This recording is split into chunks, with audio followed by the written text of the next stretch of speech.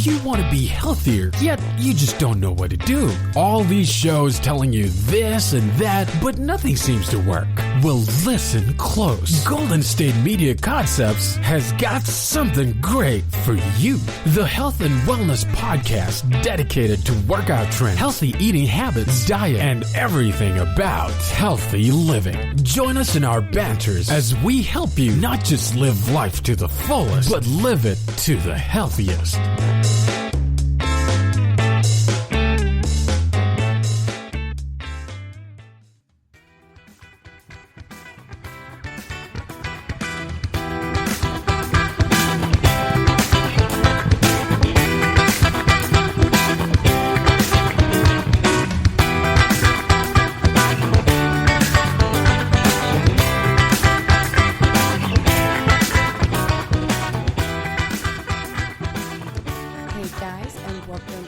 GSMC Health and Wellness Podcast, brought to you by the GSMC Podcast Network. I'm your host, Cynthia, and happy Monday, everyone. I hope you all are having a fantastic day, night, evening, whatever it is that you're tuning in right now. It has been a while, honestly, since I've talked to y'all. I think it's been a couple weeks. We had Thanksgiving, right? And I had a really quiet Thanksgiving with my family. We didn't get together as we normally would have, obviously due to, COVID still hanging around. And then the week after that, speaking of COVID, my work, the gym that I work at, one of the gyms that I work at, we had a COVID scare. There were actually not one, not two, not even three, but there were 4 members of the gym who contracted the virus, and, luckily they let the owner know immediately of the result, and, they were like, hey, I've been in the gym within the last 2 weeks, so they were, being responsible in that way, so because of that, I'm like, I need to go get tested, because if these people have been in the gym where I work at, where I'm at majority of the day, then I need to get tested. And that's why I took a week off, because in that week I was waiting for my results, and I got them back, and luckily, I came out negative. So I'm very, very thankful for that. But yeah, other than that, I feel like that's really everything that's been going on with me. Just life, working day in, day out, basically. And now it's Christmas. Oh my God, I can't believe Christmas is around the corner. Today is the first podcast episode of December. So I'm super, super stoked. No complaints over here, but I just kind of wanted to give you guys an update on everything that's going on with me and, happening in my life. And I just like to keep y'all in the loop. You feel me? So we are not going to be sitting around, listening to me go on and on about what my life has been like the last 2 weeks. Because as interesting as I may find it, I know some of y'all are not tuning in right now to listen to that. So this is a health and wellness podcast, and that's exactly what we're going to hear, or what we're here to talk about today. We are going to discuss everything you need to know about psoriasis. Now, I'm going to be honest with y'all. I didn't know about psoriasis or even heard of the term until, honestly, a couple years back, I want to say, and it was thanks to Kim Kardashian West, actually. So there was this episode. I don't actually keep up with the Kardashians, but it was on my TV one day. I was just clicking through channels, and Keeping Up with the Kardashians was playing. So I was like, all right, I'm bored. Why not, engage in this episode that it was airing? And in the specific episode, it actually talked about I don't remember exactly the storyline of what the episode of what they were doing, but Kim was saying how she was getting photo shoot ready and she was very, very self-conscious because of her psoriasis, which is this skin condition, which again, we'll get into more details right now. But basically, psoriasis is a chronic autoimmune condition that causes the rapid buildup of skin cells. And this buildup of cells causes scaling on the skin surface. So you get a lot of that itchy flakiness. Sometimes it's red even.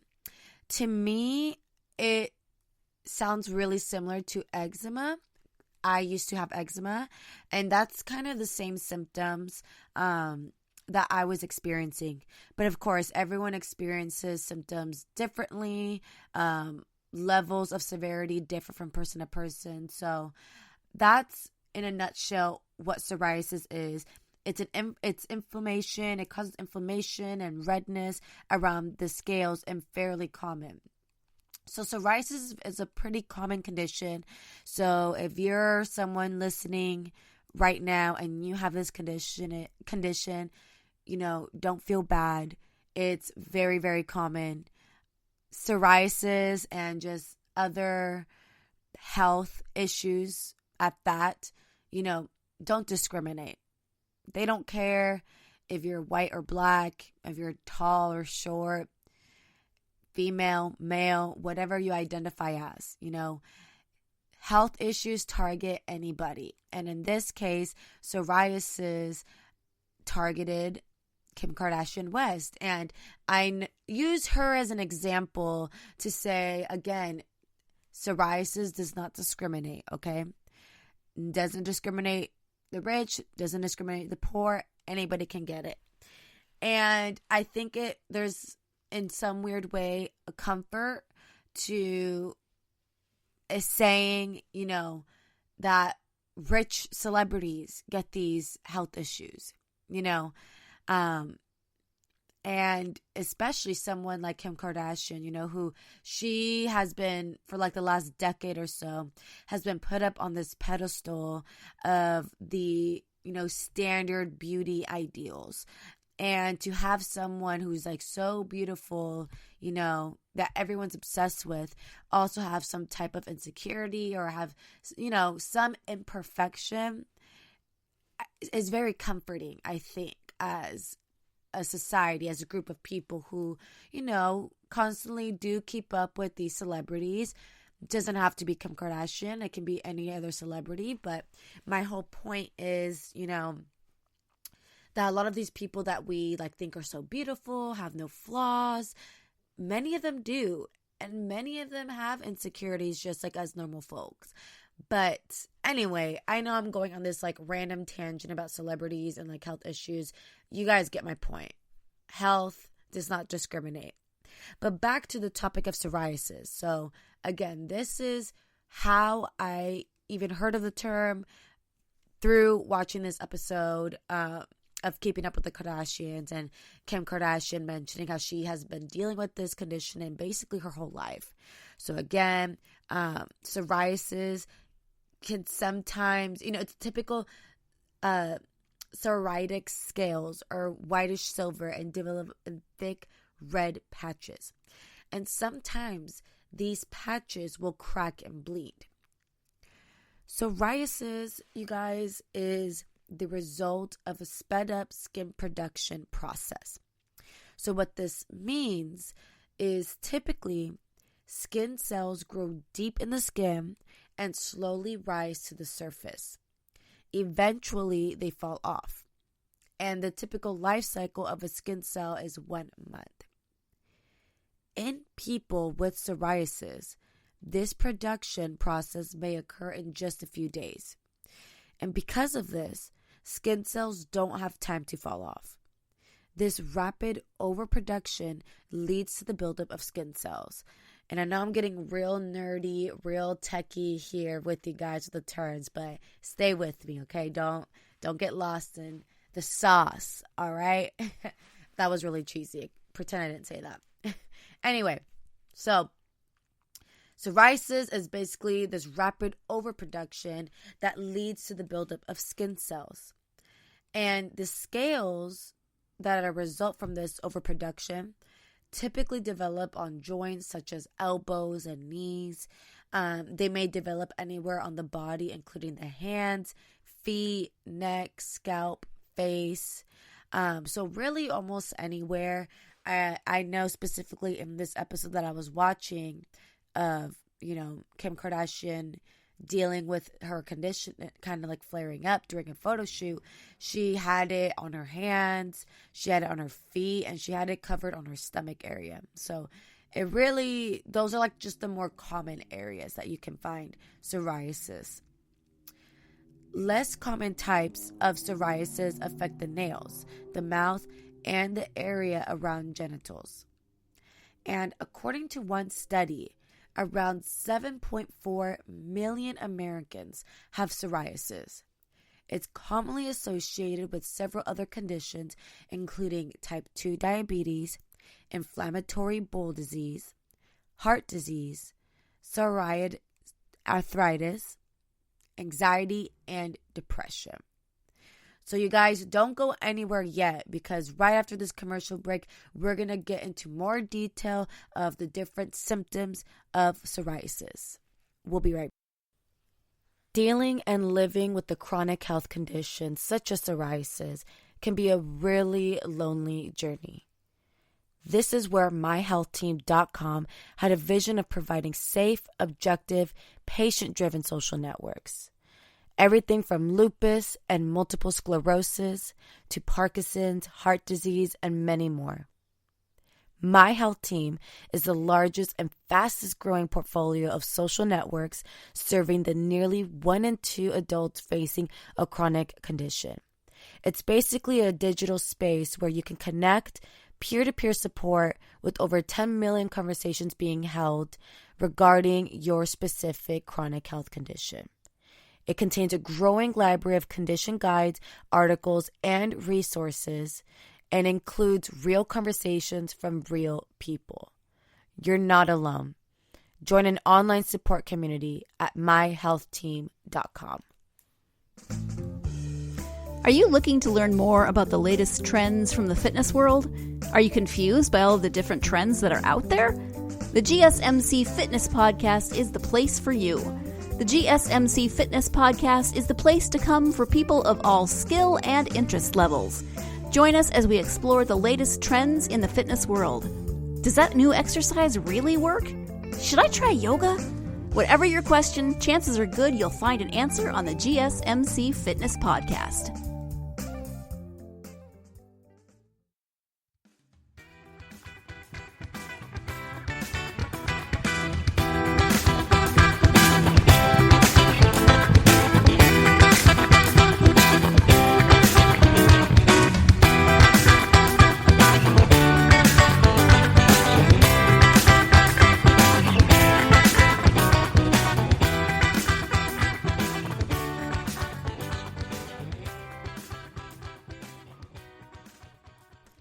What's up, y'all? Welcome back to GSMC Health and Wellness Podcast.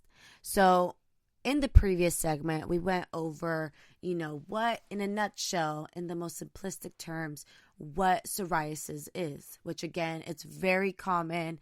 Around 7.4 million Americans have psoriasis.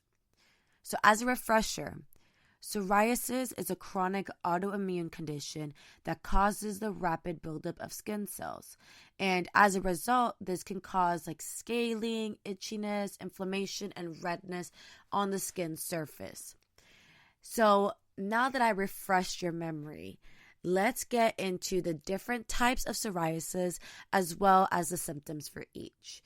And there are 5 main types of psoriasis. The first is plaque psoriasis. Plaque psoriasis is the most common type of psoriasis. The American Academy of Dermatology, aka AAD, estimates that about 80% of people with the condition have plaque psoriasis. It causes red, inflamed patches that cover areas of the skin. and these patches are often covered with whitish silver scales or plaques. These plaques are commonly found on the elbows, knees, and scalp, as I mentioned previously. So that's the first main one, plaque psoriasis. Another type of psoriasis is called guttate psoriasis. And guttate psoriasis is common in childhood, so in children. And this type of psoriasis causes small pink spots. And the most common sites for guttate psoriasis include the torso, arms, and legs. And these spots are rarely thick or raised like plaque psoriasis.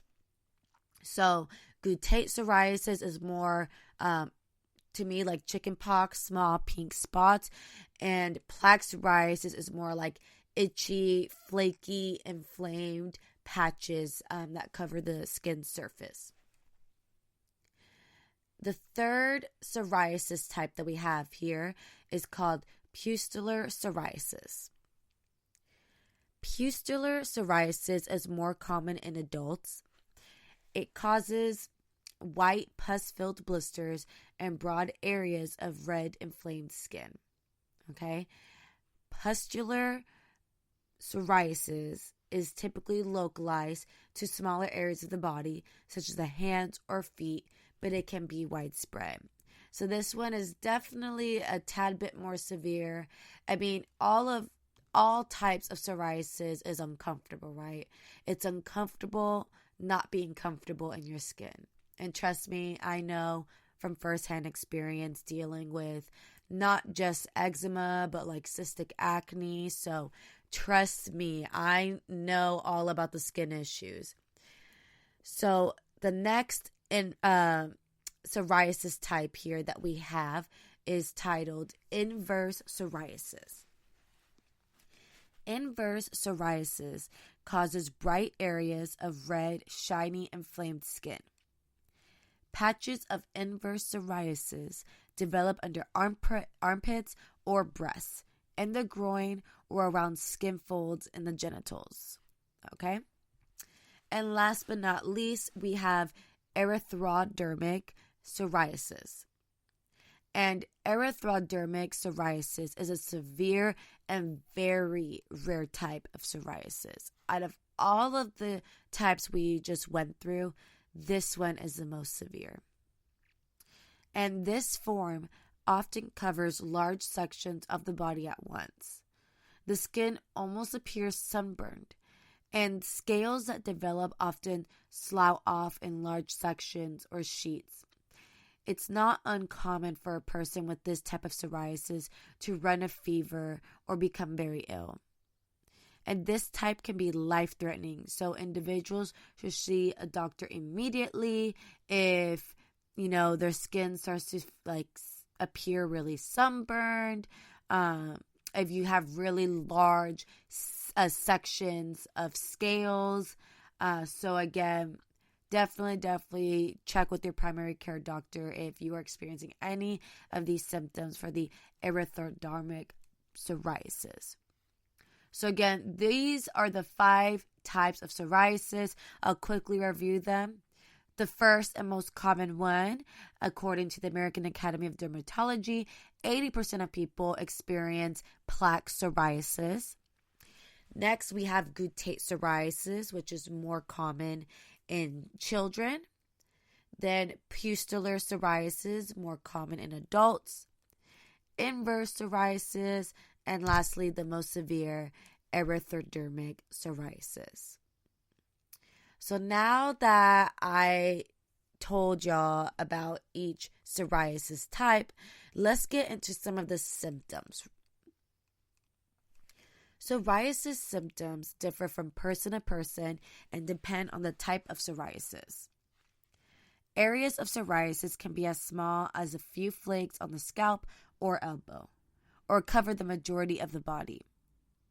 The most common symptoms of plaque psoriasis include red, raised, inflamed patches of skin, whitish silver scales or plaques on the red patches, dry skin that may crack and bleed, soreness around patches, itching and burning sensations around patches, thick pitted nails, painful swollen joints.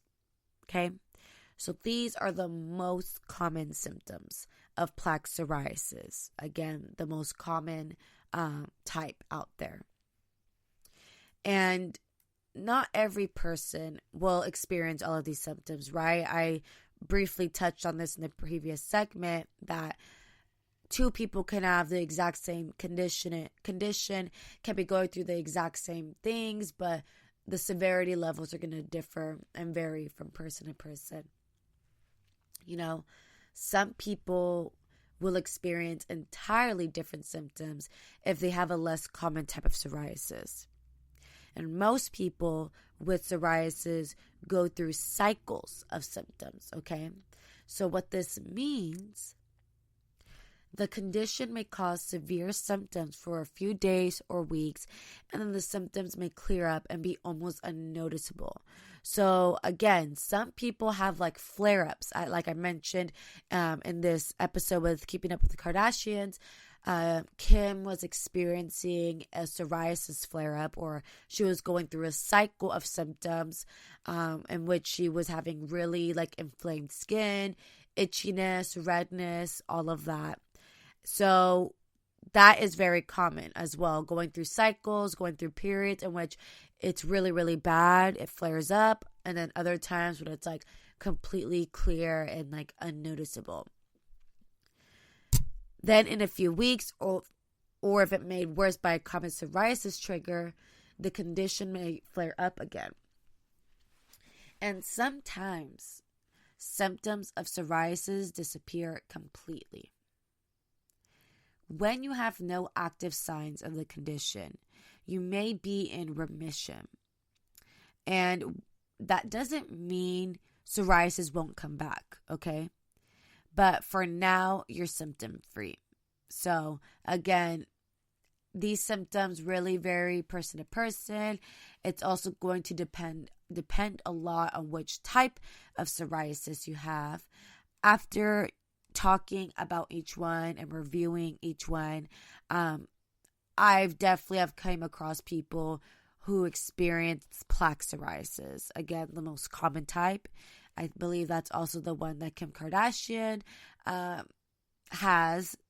After talking about each symptom, she seems to be closely related to plaque psoriasis.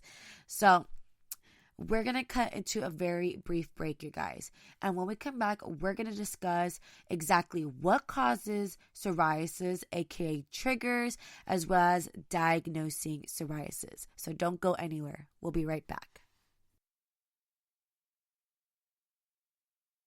Tired of searching the vast jungle of podcasts? Now listen close and hear this out.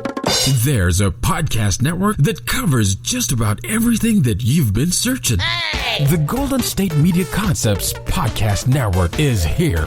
Nothing less than a podcast bliss with endless hours of podcast coverage.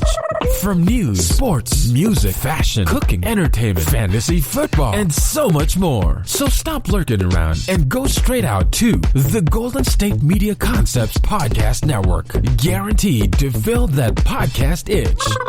Whatever it may be. Visit us at www.gsmcpodcast.com. Follow us on Facebook and Twitter, and download us on iTunes, SoundCloud, and Google Play.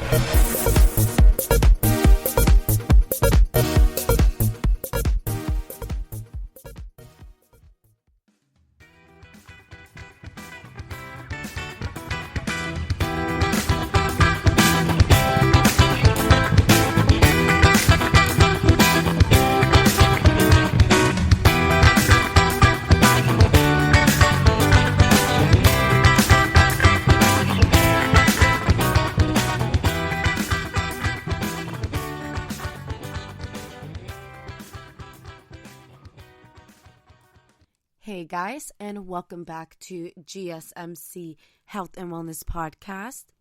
So now that we went through all of the different types of psoriasis and the symptoms for each one, I'm sure there's a question or worry that may be hanging over some of your guys' minds right now.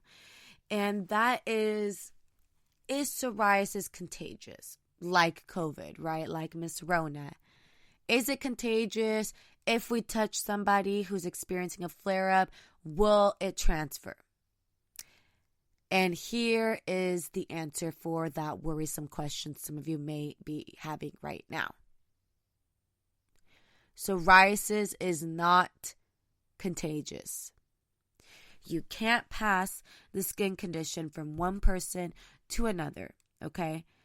Touching a psoriatic lesion on another person won't cause you to develop the condition, okay? And this is why it's important to be educated on the condition, as many people think psoriasis is contagious. And I don't blame these people. Okay, I feel like anything that has to do with like skin stuff, people are afraid because it's visible. You know, like imagine if you were able to transfer it. We'd all have it. I mean, 7.4 million Americans deal with psoriasis. It's a very, very common condition. So if you got it, hear me out. You're not alone, all right? So what does cause psoriasis? What causes psoriasis? What triggers it? So again, you won't get it by physically touching another person or touching their lesion, okay? And as of right now, doctors are unclear as to what causes psoriasis. However, thanks to decades of research, they have a general idea of two key factors: genetics and immune system. I'm not surprised because your immune system literally is basically like, I'm trying to use a good analogy here, like the motor of the car. Okay, the immune system is the motor, and us humans with our bodies, we are the machine, we are the car. If our immune system goes to caca, okay, if we treat our immune system like crap, the rest of our body is going to feel like crap, okay? If the motor's not functioning at its best capacity, then we are not going to function at our best capacities. And that also can cause things like, physical conditions like psoriasis and eczema. And like, it's just all interconnected. So it's really, really important to make sure our immune health is on point. And I actually did an entire episode talking about this, so I won't get into it right now as bad as I want to. But if you do want to listen to my talk about immunity and boosting immunity, I definitely do have an episode out already talking about all of that. So let's talk a little bit about immune system and how it's linked to being a trigger, a cause for psoriasis. Psoriasis, like I mentioned, is an autoimmune condition. And what does that mean? Autoimmune conditions are the result of the body attacking itself. In the case of psoriasis, white blood cells known as T cells mistakenly attack the skin cells. In a typical body, white blood cells are deployed to attack and destroy invading bacteria and fight infections. This mistaken attack causes the skin cell production process to go into overdrive. And the sped up skin cell production causes new skin cells to develop too quickly. They are pushed to the skin surface where they pile up. And the result in the plaques that are most commonly associated with psoriasis, the attacks on the skin cells also cause red, inflamed areas of skin to develop. So that's the first main key factor of psoriasis. Now let's talk about genetics because genetics plays a huge, huge role, okay? In everything, really. Same thing as the immune system, it's all connected. Some people inherit genes that make them more likely to develop psoriasis. I mean, it is what it is. That's literally the same situation with my acne. It's really annoying. I ended up getting adult acne when I turned like 19. And my mom ended up getting adult acne too when she was my age. Like all through our like puberty stages in high school, middle school. Like I had super clear skin, and then boom, 19, like it just destroyed my face. So unfortunately, genetics can do that. If you have an immediate family member with the skin condition, your risk for developing psoriasis is higher. However, the percentage of people who have psoriasis and a genetic predisposition is small. Approximately 2 to 3% of people with the gene develop the condition, according to the National Psoriasis Foundation. So, 2 to 3% of people with the gene develop the condition. So, it's not extremely high, but it is in your gene pool, so you definitely can get it, or maybe your kids can. Scientists have identified about 25 gene variants that can increase your risk for psoriasis. These genetic variants are believed to cause changes in the way the body's T cells behave. T cells are immune system cells that normally fight off harmful invaders such as viruses and bacteria, kind of like what it's doing right now with coronavirus. In people with psoriasis, T cells also attack healthy skin cells by mistake. This immune system response results in a range of reactions, including the enlargement of blood vessels in the skin, an increase in white blood cells that stimulate the skin to produce new cells more quickly than usual, an increase in skin cells, T cells, and additional immune system cells, an accumulation of new skin cells on the surface of the skin, and the development of the thick, scaly patches associated with psoriasis. And typically, these effects occur in response to a trigger, which we're going to get into right now. So, what are some things that triggers psoriasis? The symptoms of psoriasis often develop or become worse due to certain triggers.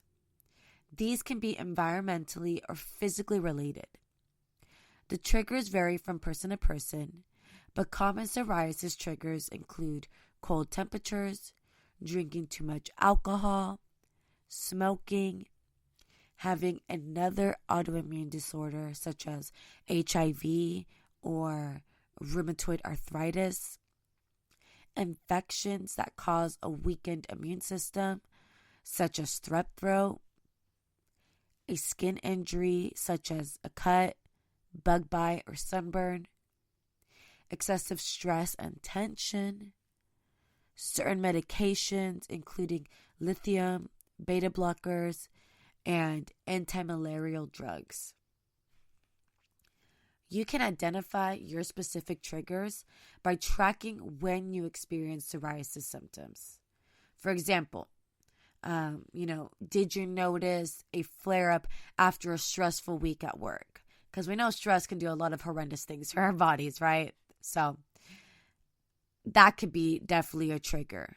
Or did your symptoms become worse after having a beer with friends? Staying vigilant about when symptoms occur can help you determine your potential psoriasis triggers, which is really, really important. Your doctor can also evaluate your medications and overall health to help you pinpoint possible triggers. So make sure, as always, like I always say in each episode, to tell your doctor about any prescription or over-the-counter medications you may be taking. They may switch you to another medication or make a change in your dosage if they suspect your medication is causing your outbreaks. However, you shouldn't stop taking any medications unless your doctor instructs you to do so. So, you guys, we're going to cut into a very brief break right now. And when we come back, we're going to discuss how can psoriasis flare-ups be prevented. We'll be right back. The GSMC Life and Happiness podcast takes you on a journey of exploration. We'll discuss tried and true methods alongside the latest trends of how to best live your life to its fullest and happiest. From psychology to meditation, science to self-help books, the GSMC Life and Happiness podcast will help you to discover what makes you happy and how you can live life being the best you possible. Download the GSMC Life and Happiness podcast on iTunes, Stitcher, SoundCloud, Google Play, or anywhere you find podcasts. Just type GSMC in the search bar.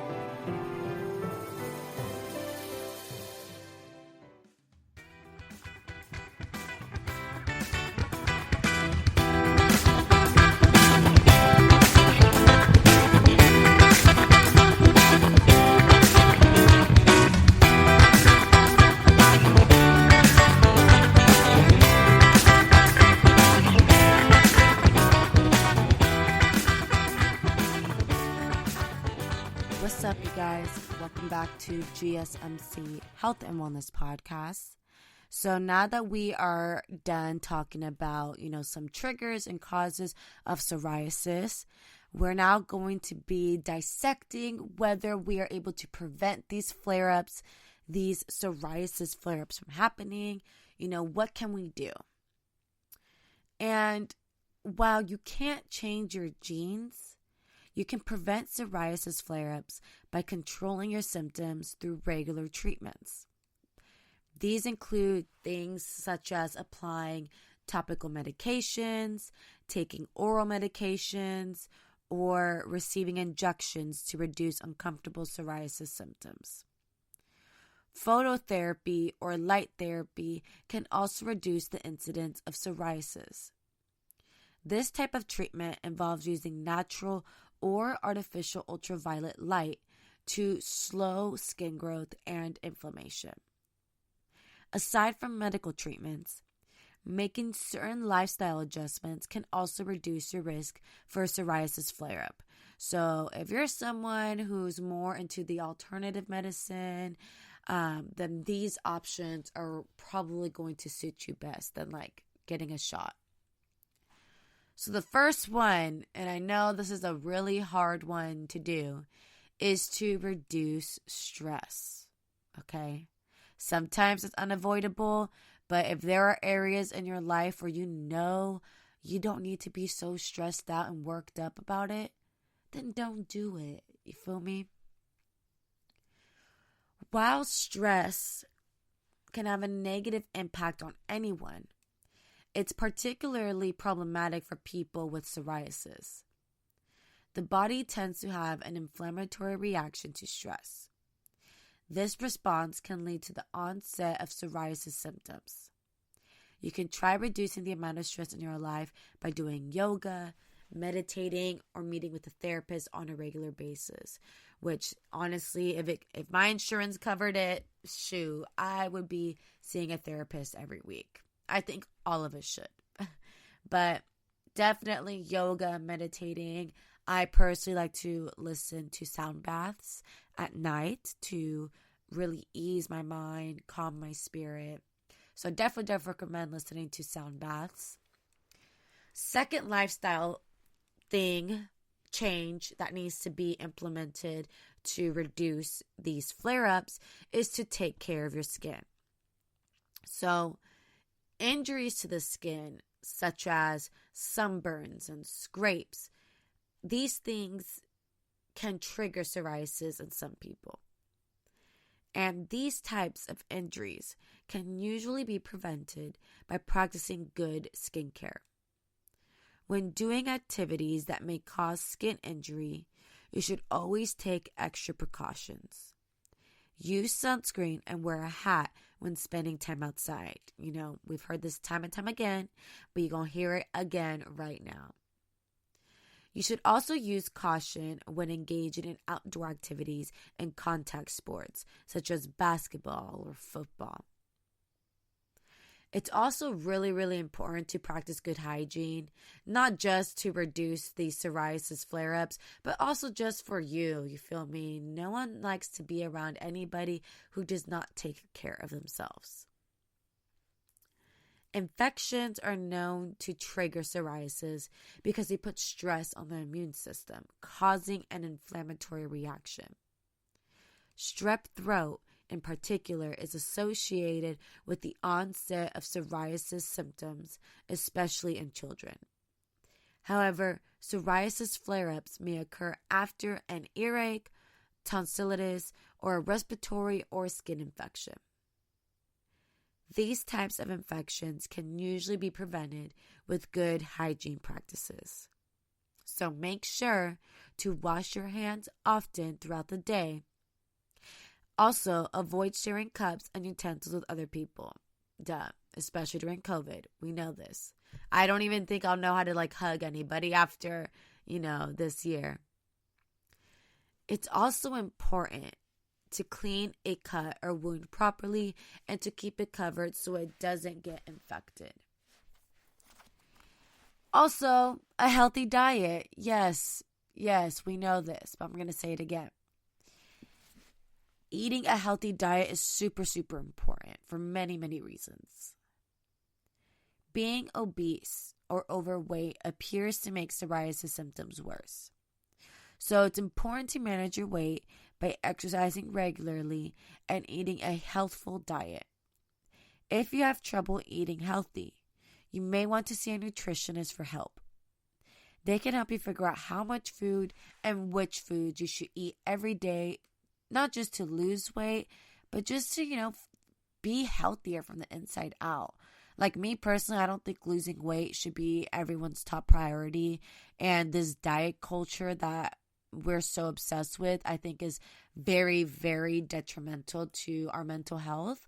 So again, if you're just listening in on me for the first time tonight, or today, depending what time you're listening, I'm a fitness trainer, instructor. I have been for the last couple of years, and I really don't like the term or, the pressure people feel of losing weight. So I'm very, very passionate about that topic, which I know I'm kind of getting off track right now. So let's reel it back into psoriasis. So again, some triggers: alcohol, injury, medications, infections. So just really make sure you're taking care of yourself, especially your skin. Any open wounds, immediately clean it. But I want to dive a little more into some of the treatment options for psoriasis. I kind of grazed through them really briefly just now, but I want to really, really get in more depth. And I just want to make it very clear right now to all of you that psoriasis, unfortunately, has no cure. I mean, this is a chronic health condition. It's here for not a good time, but a long time, okay? Treatments aim to reduce inflammation and scales, slow the growth of skin cells, and remove plaques. Psoriasis treatments fall into 3 categories. They fall into topical treatments, systemic medications, and light therapy, which again, I'll get into greater detail right now. So let's begin with topical treatments. Creams and ointments applied directly to the skin can be helpful for reducing mild to moderate psoriasis. Topical psoriasis treatments include topical corticosteroids, topical retinoids, anthralin, vitamin D analogs, salicylic acid, and moisturizer. Next, we have the systemic medications. People with moderate to severe psoriasis and those who haven't responded well to other treatment types may need to use oral or injected medications. Many of these medications have severe side effects. Doctors usually prescribe them for short periods of time. And these medications include methotrexate, cyclosporin, biologics, and retinoids. And lastly, we have light therapy, which I very, very briefly went through, aka phototherapy. This psoriasis treatment uses ultraviolet, UV, or natural light. Sunlight kills the overactive white blood cells that are attacking the healthy skin cells and causing the rapid cell growth. Both UVA and UVB light may be helpful in reducing symptoms of mild to moderate psoriasis. Most people with moderate to severe psoriasis will benefit from a combination of treatments. This type of therapy uses more than one of the treatment types to reduce symptoms. Some people may use the same treatment their entire lives. Others may need to change treatments occasionally if their skin stops responding to what they're using. So you guys, we're going to cut into a very brief break. When we come back, we're going to be going into diet recommendations for people with psoriasis. We'll be right back. Are you tired of the same old news? Are you sick of the seemingly endless political spin and negativity? The GSMC America Still Beautiful podcast is a weekly news podcast covering all the top positive and uplifting news stories. We cover stories that will inspire, uplift, and remind you of the good in the world. Tune into the Golden State Media Concepts America Still Beautiful podcast to get all the great and positive news stories of today. Download the GSMC America Still Beautiful podcast on iTunes, Stitcher, SoundCloud, Google Play, or anywhere you find podcasts. Just type GSMC in the search bar.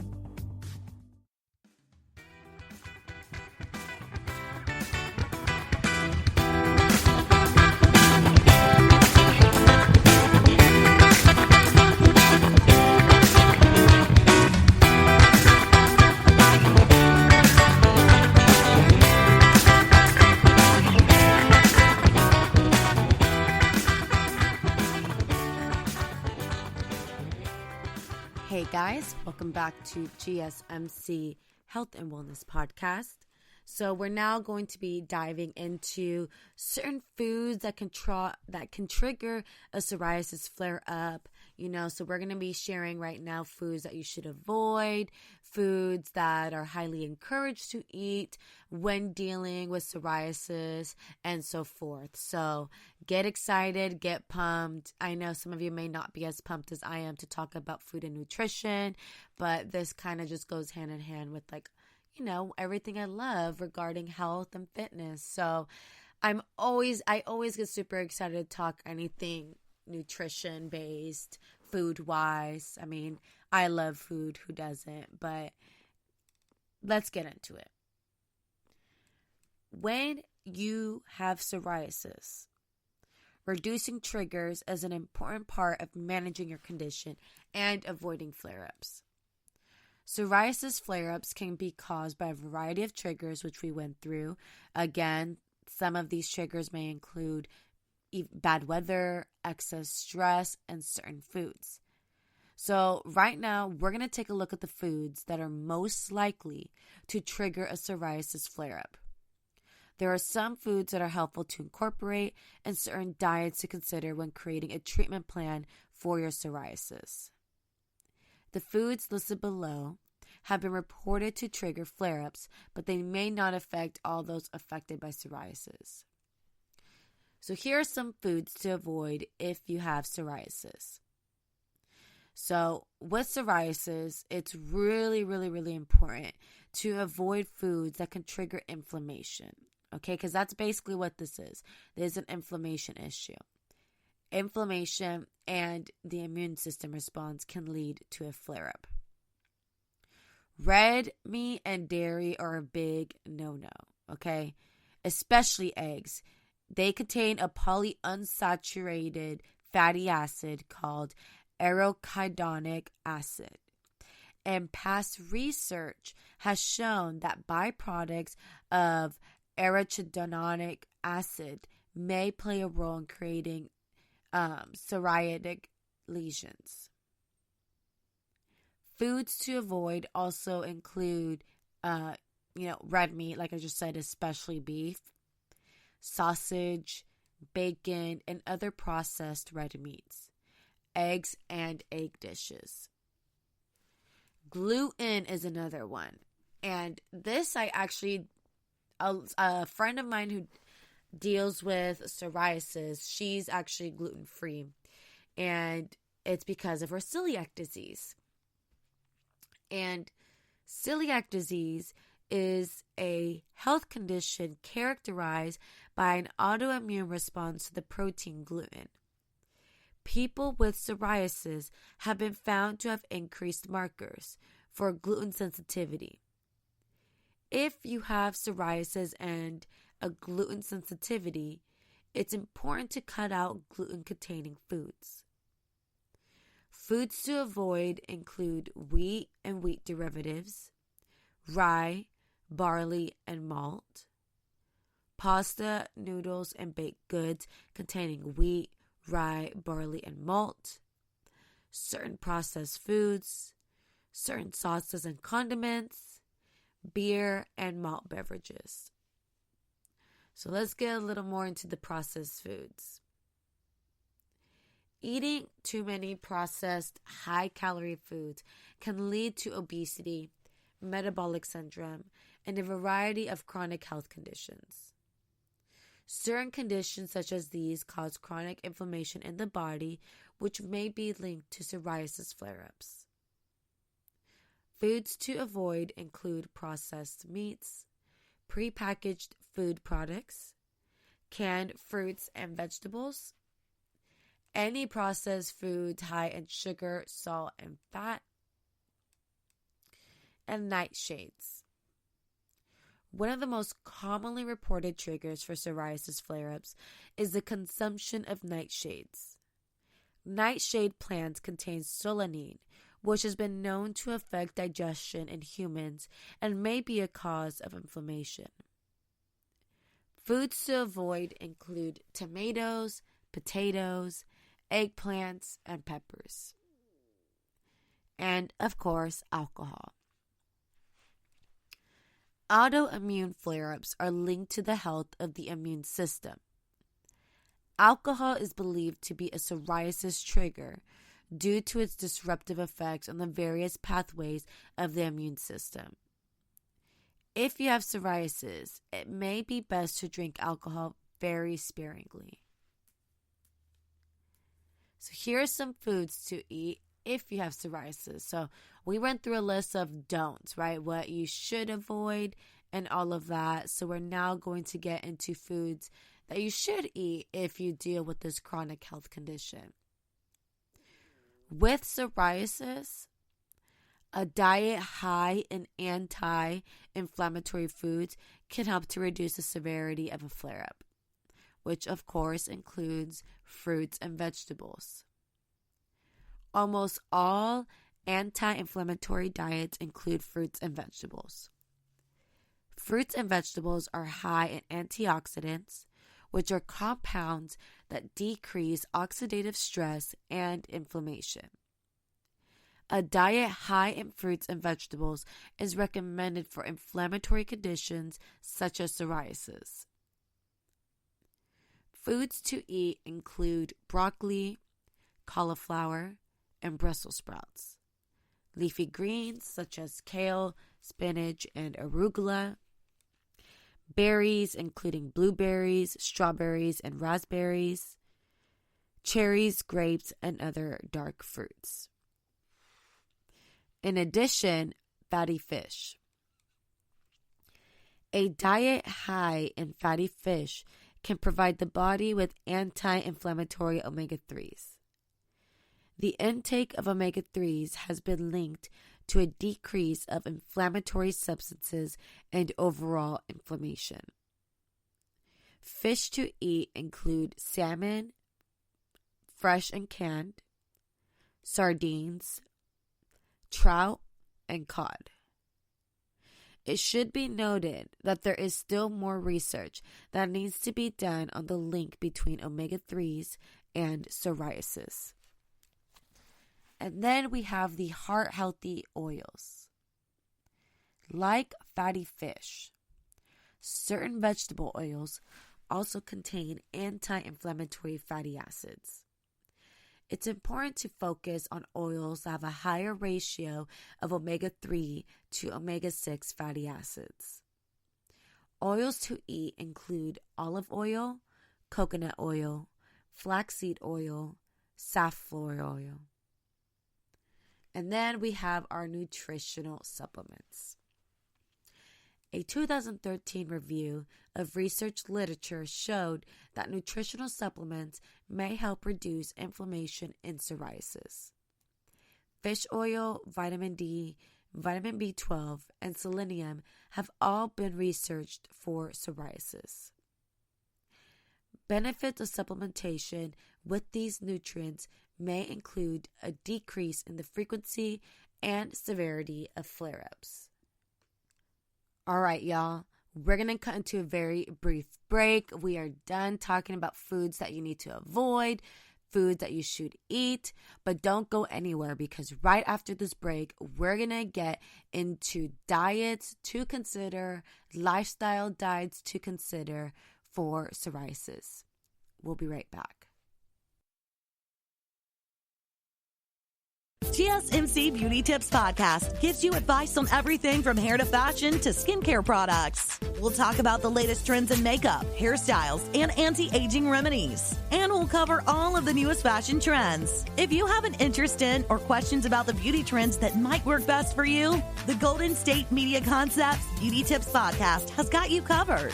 Download the GSMC Beauty Tips Podcast on iTunes, Stitcher, SoundCloud, Google Play, or anywhere you find podcasts. Just type GSMC in the search bar.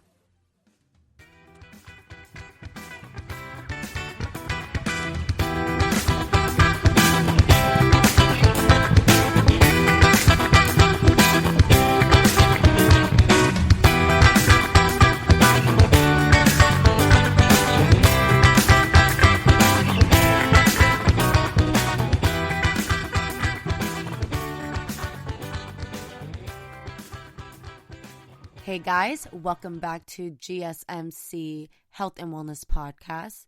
We are now entering the final segment of today's show, and we're going to end it with some diets to consider that are recommended to individuals who have psoriasis and deal with it on a constant basis. So the first one is the Dr. Pagano diet. Some of these you may have heard of already, so some of it may not be, new to you. Dr. Pagano was well known within the health and wellness community for his approach to healing psoriasis through diet. In his book, Healing Psoriasis, The Natural Alternative, he describes how a healthy diet and lifestyle can improve psoriasis naturally. Dr. Pagano's dietary approach includes consuming high amounts of fruits and vegetables, limiting grains, meat, seafood, dairy, and eggs, completely avoiding red meat, nightshades, citrus foods, processed foods, and so much more. A 2017 survey of more than 1,200 people with psoriasis indicated that the Pagano diet is one of the most successful diets for improving psoriasis outcomes. And this diet, this man, Dr. Pagano, seems like my type of person. If you are just tuning in to me today, then something I should share with you all is that I am very pro alternative medicine. I'm the type that, if I'm dealing with cramps, I'm going to thug it out, drink a hot, warm cup of tea, but I'm not going to pop an Advil or a Tylenol. I've literally never been that way. I've always hated taking medicine and just, hated doctor's visits. I was always interested in how I can heal myself naturally through the foods we eat and through natural resources. That's definitely not me trying to knock, you out if you do have to take medication for a chronic health condition such as psoriasis or anything else. I'm not saying I'm better than you because I choose not to. This is just my beliefs and how I, tend to go about my health, how I like to take care of my health. So alternative medicine is more my route. This Dr. Pagano diet is something that I probably would do. But again, just kind of wanted to put my feelings out there. Definitely not here saying that alternative medicine is the way to go, but it's my way to go. Okay? Anyway, moving on to the next diet here is to be eating a gluten-free diet. In people who have both psoriasis and gluten sensitivities, a gluten-free diet may provide some improvement. One small 2018 study found that even people with mild gluten sensitivities can benefit from following a gluten-free diet. Of the 13 participants who were placed on a gluten-free diet, all observed an improvement in their psoriatic lesions. The biggest benefit was observed for those participants with the strongest sensitivity. Then we have the vegan diet. A vegan diet may also benefit people with psoriasis. This diet is naturally low in inflammatory foods such as red meat and dairy. It's high in an anti-inflammatory foods such as fruits, vegetables, and healthy oils. Like the Dr. Pagano diet, the vegan diet also showed favorable results in study participants with psoriasis. So speak with your doctor about following a vegan diet, as you need to be careful to get all the nutrients you need. Next, we have the Mediterranean diet. The Mediterranean diet is well known for its numerous health benefits, including a reduced risk of certain chronic diseases. This diet focuses on foods that are high in antioxidants and healthy fats. It limits foods that are often considered to be pro-inflammatory. In a 2015 study, researchers found that people with psoriasis are less likely to be consuming a Mediterranean-type diet than their healthy counterparts. They also found that those who did adhere to elements of the Mediterranean diet had a lower disease severity. Then we have the paleo diet. The paleo diet places an emphasis on eating whole foods and avoiding processed foods. Since many whole foods contain anti-inflammatory compounds, this diet may prove to be beneficial for people with psoriasis.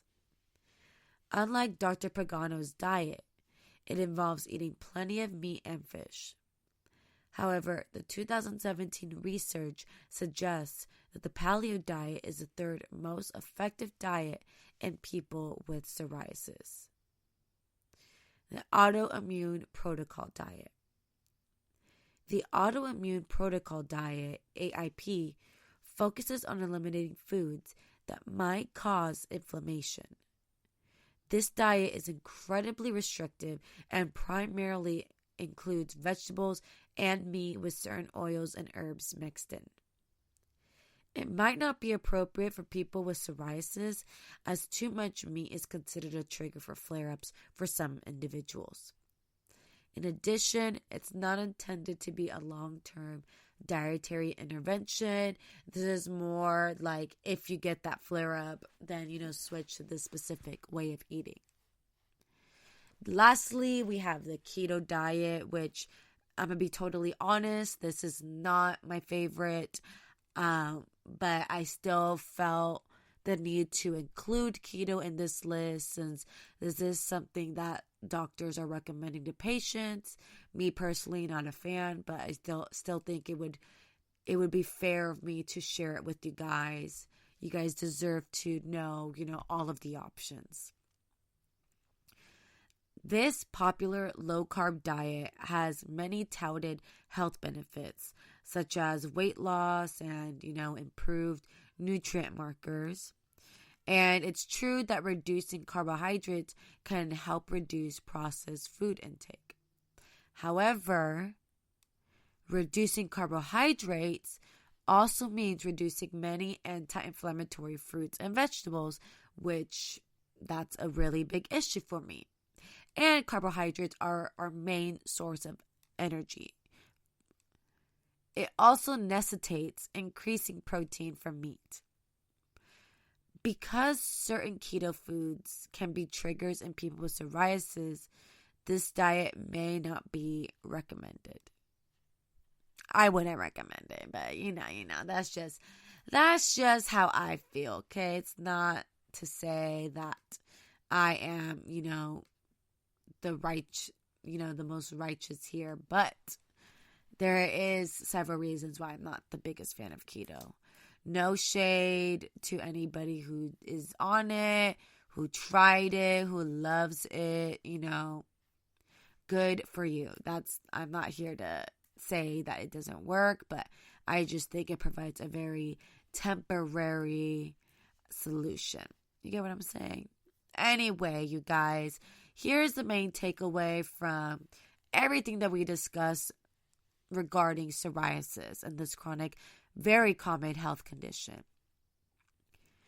Many autoimmune conditions, such as psoriasis, can benefit from dietary changes. If you have psoriasis, you may find it beneficial to include plenty of anti-inflammatory foods, such as fruits, vegetables, and healthy oils. You may also want to avoid pro-inflammatory foods, such as meat, dairy, and processed foods.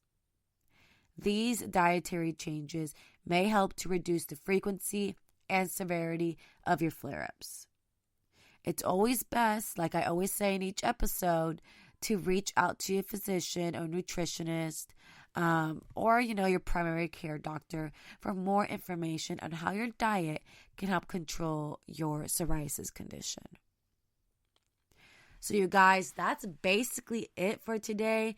That's going to wrap up our conversation regarding psoriasis, the triggers, the causes, what it is. So again, if you have it, don't feel alone. Don't feel left out. 7.4 million Americans deal with this very, very common chronic condition. Okay. So I want to thank you guys for taking the time to tuning into today's episode. If you guys enjoyed today's episode, please don't forget to like, share, subscribe, comment, all of that stuff, because that tremendously helps the show. And I'll catch you guys here for the next one. You've been listening to the Golden State Media Concepts Health and Wellness Podcast, part of the Golden State Media Concepts Podcast Network. You can find this show and others like it at www.gsmcpodcast.com. Download our podcast on iTunes, Stitcher, SoundCloud, and Google Play. Just type in GSMC to find all the shows from the Golden State Media Concepts Podcast Network, from movies to music, from sports to entertainment, and even weird news. You can also follow us on Twitter and on Facebook. Thank you, and we hope you have enjoyed today's program. Living with a medical condition can be hard. My health team gives you the support you need. Meet others living with a medical condition and gain insights on managing treatment today at myhealthteam.com.